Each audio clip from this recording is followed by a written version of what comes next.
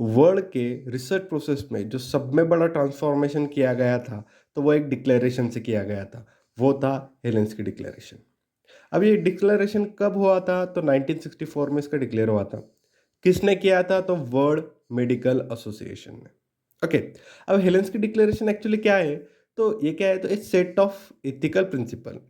किसके लिए है? For medical researcher. क्यों है? तो इन्वॉल्विंग द ह्यूमंस।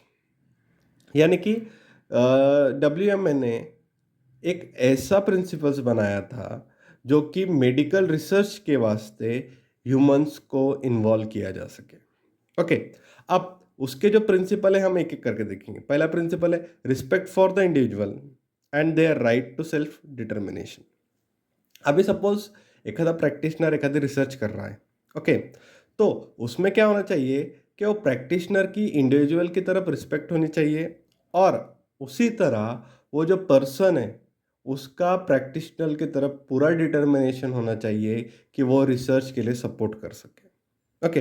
फिर right to make inform decision about the practitioner in research.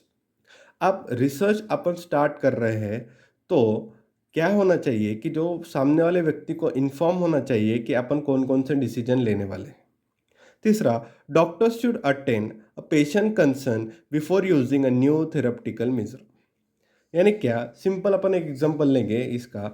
If कभी एखादा पेशेंट एखादे आयुर्वेदिक डॉक्टर के पास आया है और वो उन्हें पंचकर्मा के लिए एडवाइस कर रहे हैं, तो पंचकर्म एडवाइस स्टार्ट करने से पहले उसको उस प्रोसीजर के बारे में सब कुछ पता होना चाहिए। दूसरी बात, और उसके कंसेंट पे साइन होनी चाहिए। Then doctors should combine clinical research with professional care only when it is justified by its therapeutical value for the patient।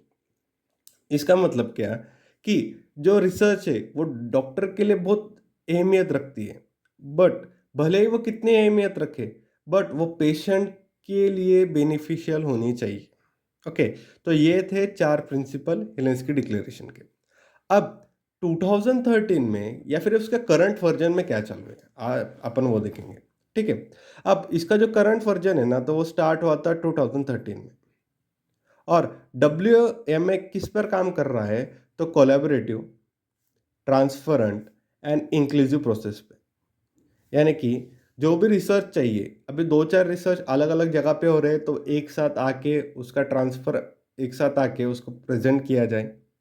बाद में जो रिसर्च होती है वो एकदम ट्रांसपेरेंट होनी चाहिए। और तीसरी मतलब वो इंक्लूसिव प्रोसेस में होनी चाहिए।